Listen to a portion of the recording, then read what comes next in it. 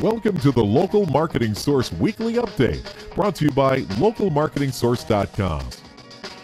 This week's Local Marketing Update is brought to you by Scott Gallagher. Scott is the co-founder of Local Marketing Source and has become the recognized expert in providing online marketing services to local businesses. Follow Scott on Twitter @ScottGallagher5 and on Facebook.com/ScottPGallagher. Hey, well, good afternoon, everyone. Scott Gallagher here with Local Marketing Source, bringing you weekly local marketing industry update. Now, next week's LMS members call is going to be Wednesday, September 9th at 4 p.m. Eastern. Well, this week it hasn't been that busy of a week in terms of local SEO and what's been going on with search engines. Of course, there was some big news, but it really didn't affect us too much, and that was Google's new logo. If you haven't seen, they changed their logo yesterday, September 1st, and it was a fairly dramatic change. Essentially, the biggest change for their logo was to look better on mobile devices and all across different platforms, but nonetheless. But something I'm going to talk about is in terms of regulation, and I want to talk about regulation in our industry, something that really is not discussed often enough, and hopefully something that does come about.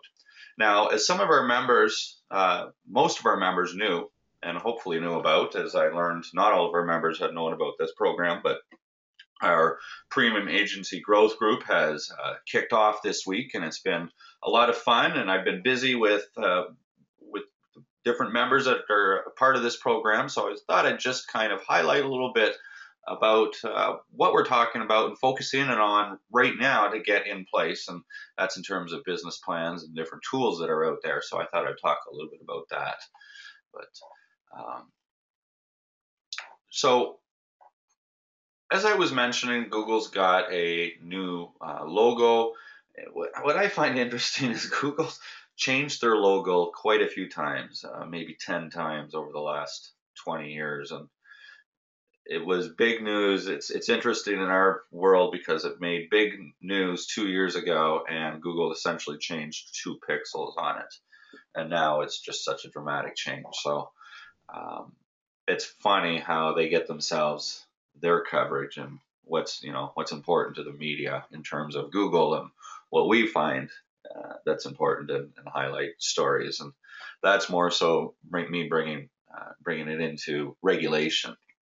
And, we are seeing Google in the news in terms of how Google is being regulated, more so in Europe and definitely in Asia, more so in China. But over here in North America, in terms of what Google's being regulated, they're trying to regulate their algorithm and make the algorithm essentially public. Well, what does that mean for us SEOs? And yeah, it would be nice to know a little bit about their algorithm, but we definitely do know quite a bit about their algorithm. Heck, they tell us already what it is, and when you start to look at what's going to happen, of course Google's not going to.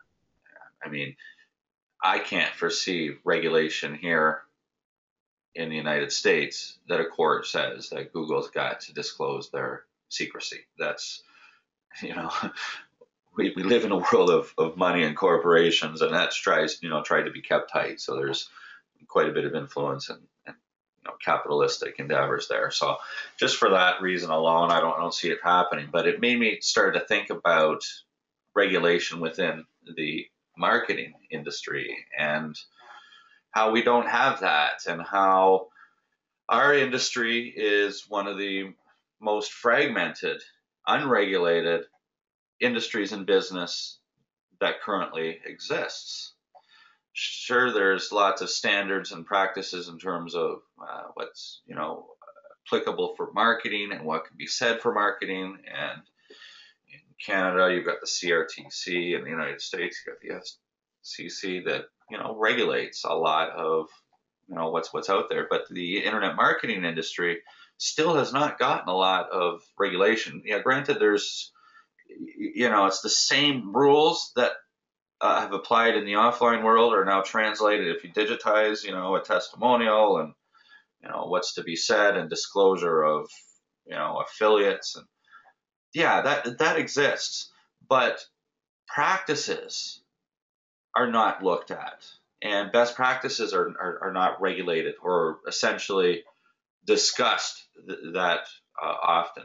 Now, I've been to different internet marketing events, even in the local community, that yes, it's one person that puts it together, but it's still with their objective to sell their one particular piece of content. Associations are not in favor of any vendor. Vendors support associations, but competitive vendors are unequivocally wanted at association events to be able to get unbiased opinions and unbiased regulation, and we don't have that. And so it's very, very difficult to, some of these discussions, as we're getting into the discussions of the page members, the premium agency growth group members, is talking to and getting into the door and establishing that trust and that authority, that what you're going to do is you're not an SEO person, you are a marketer. And by looking at the big picture of marketing, looking at their customers or their patients, is the best interest of building a relationship with small businesses. Or if you're a small business owner, or even an agency owner, how you work and deal with your customers and taking your hero customers and leveraging them on the internet by putting them into the review acquisition systems, by ensuring that reviews are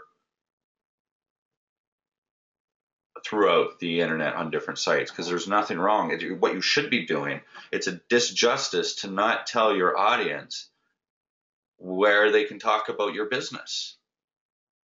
And there's nothing unethical in regards to that. You're not soliciting reviews just by letting them know that you are on Yelp, that you are on Facebook, and you are on Google and all these other places that may exist.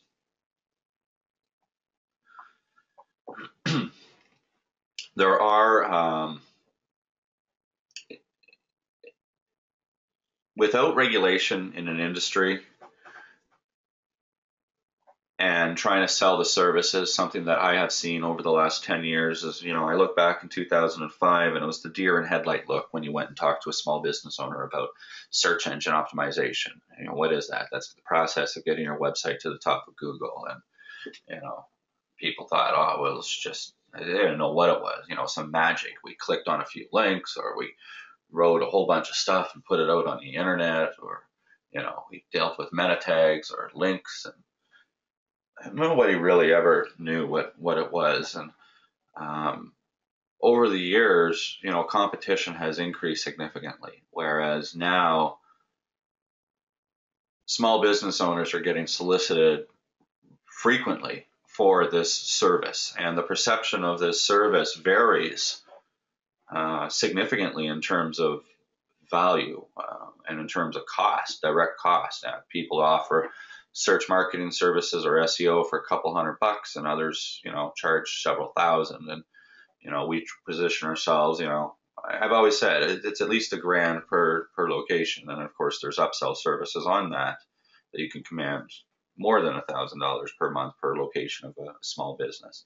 But that's what it takes. It takes 30, 40 man hours a month to work on a particular account. And, our agencies are efficient in the fact that we essentially provide a marketing department, albeit a one-man equivalent to a one-man operation, but a one-man marketing department. But what would it cost for these small business owners to hire a marketing professional to work for them full-time? $50,000, $60,000 a year. And that's the value that we bring to the table for these small business owners. We're not just there getting them to the top of Google. Granted, yeah, that's the ultimate goal, and we know if we do that, it's going to translate into new business for them. There's no doubt about that. We can squeeze more new business out of it by optimizing other areas of the sales funnel. But we really are a marketing partner. We're a marketing department. And the services that we provide are a variety of different marketing. We do exactly what the definition of marketing is we create content that has value and we distribute it to customers and society or your audience or your prospects that has value. And you got to look at many, many different areas of a business and many different levels and measurements and checks, and that's what we do.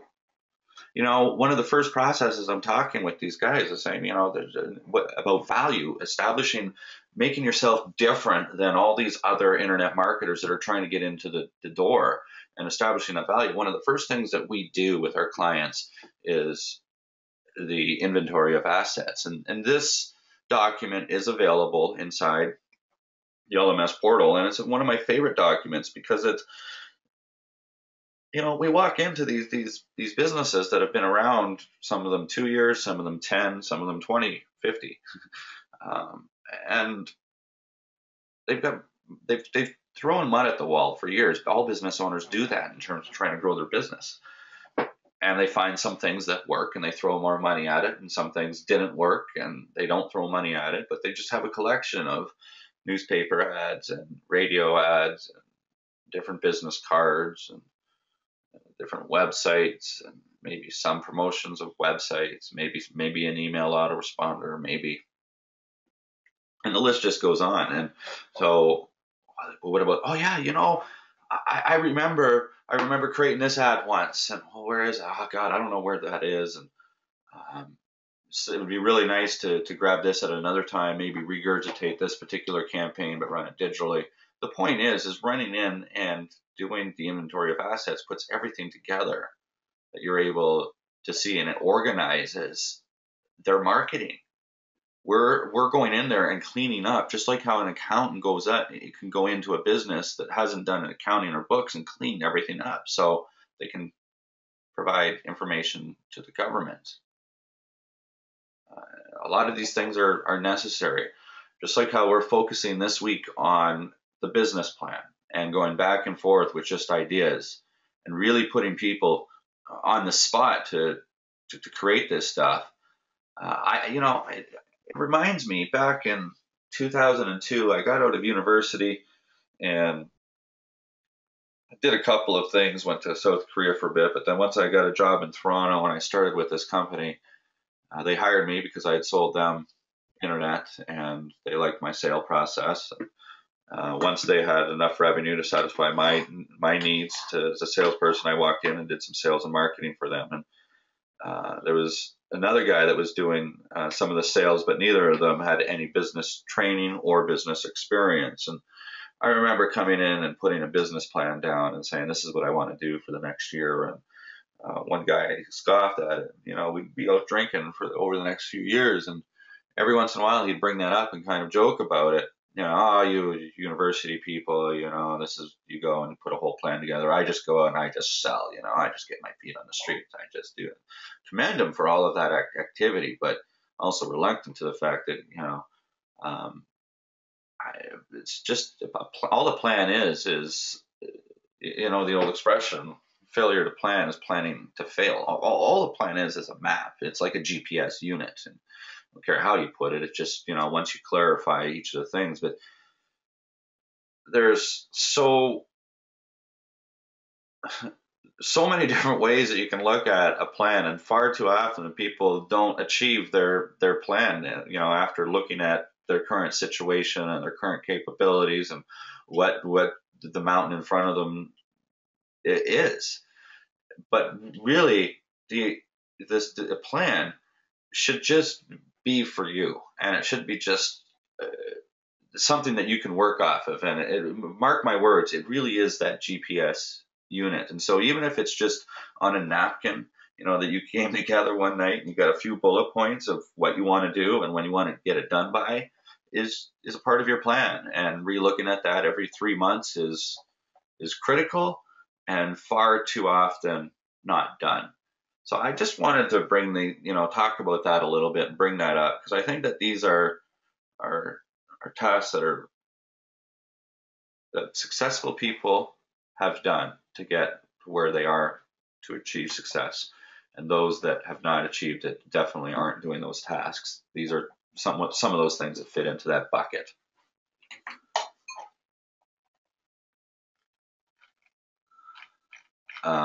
Well, go through my notes. Well, the one other thing I wanted to talk about, I guess, and we're discussing right now in the growth group, is tools and how important tools are. And it's something that my dad always taught me. He always spent good money on good tools, and fortunately, that translates into everything that we do in life. It's no matter what we're going to do to be able to have that. Spend good money on and get good shoes because you spend a third of your life in it. Spend good money on a good bed because it's another third of your life that you spend. Make sure that you've got a good seat and a really good work environment that you sit properly in, because you're going to spend several hours a day in it. It's another third of it. And these are some of the tools that your work environment. If I get in and I got to get some work done, I can't work in a really dirty environment. I'll spend the time to clean my area up. I'm not anal about it, but sometimes I'll have food in from the night before and or a bowl or something like that. And you can't have that. As I'm looking around right now, I'm trying to describe my office, and yeah, I've got a bowl and a glass, and I gotta bring it to the kitchen. Should probably get in the habit of cleaning it, having the work environment ready for the next day. That's always something that I've been told, but I don't accomplish that. I tend to take care of it in the beginning of the day. But tools are very important, regardless if it's our work environment and having your plan, what you're going to do, or your napkin hung up beside you and see it, and other elements that are going to motivate you, whether you have a vision board in your area, whether you look at it in terms of chi or one at a chai, and we're a product of our environments, and that's important, and I want to talk about that. And I also want to talk about the tools that we have, and I asked every one of these members what computer they have and how much RAM is in that computer, because we do video work and we do graphic work, and I know that if you don't have the appropriate tool, it's very difficult to use a slow Windows computer and try to load up Photoshop and do stuff with it, or more so video editing software. You look at RAM and how cheap RAM is these days to bump your RAM up, and if you don't have 8 gigabytes of RAM in your machine, you're not able to get your job done efficiently. And those milliseconds add up super fast throughout the day. But more so than just that is also frustration. We all know we live in a world that we want stuff instantly. So when we got to wait for it and we're trying to get a job done, that our job is we're creative people, and we're bringing in any elements of stress. Isn't creativity hindered by stress? Well, we want to remove a lot of that. And so tools are very important. I'm definitely a Mac guy, and I was so thankful that all our students are running Macs and have late models. They're not that old, and definitely have the power to run it. We got into discussions of CRM and how often sometimes that is missed, but you've got to look at the big picture. I look back on my CRM tool with Infusion, and I really, although we've had it for 4 or 5 years, I've only gotten into it in the last year and a half, maybe 2 years, and really only gotten into it in less than a year. But it's amazing everything that's in there. Most of the campaigns that are in there are all campaigns that I've created and written. It's just I haven't implemented it in Infusion or really managed any of it.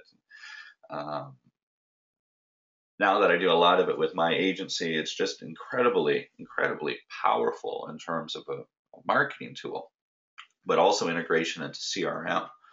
And if you don't have a CRM and you don't have the revenue for it, there's free solutions that are out there.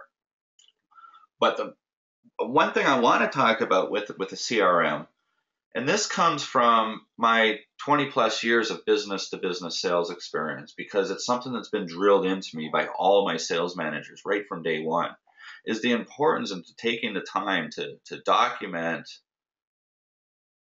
what you've done with the individual, what you've spoken about, the follow-ups, the reminders for it, the history with them, to know different information about that client, whether it even be information about their family or their spouse for that prospect, and because you are building relationships with all these people.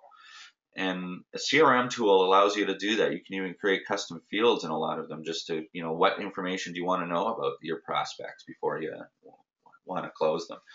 And people will install a CRM tool, and great, I've got the tool there, but like anything, any tool that exists, an axe to chop wood or your computer, you can have a Mac but not get anything done if you don't use it, or know how to use it, or know what buttons to push and when to push them. And CRM tools, far too often people get them installed and just scratch the surface of what can be done, and really don't. It's just more of a content manager. So understanding the difference, what the difference is between a content or contact manager, versus a customer relationship management tool, is a big difference. And don't get CRM software to use it as a contact manager. It has your contacts in it, but that's just such a small piece of it. So spend the time to get the right tools in place and working properly to go ahead and build everything else. And that's, because there wasn't a lot going on in our industry today, I had to, I thought that these were good elements of discussion to bring up. So I'm going to take 30 seconds right now, and I'll be back and answer any questions that anybody might have today. Well, thanks for watching the Local Marketing Industry Update. We've got these things coming out every single week, so if you liked with what you heard, just click the button right above me right here to subscribe to our channel. If you'd like to get a little bit more, right over here, go check out localmarketingsource.com. We've got free reports that you can grab. You can even register for a free marketing course to get in and see the portal. Or just go ahead and follow us on some of the social channels. We'll be around. Until next time.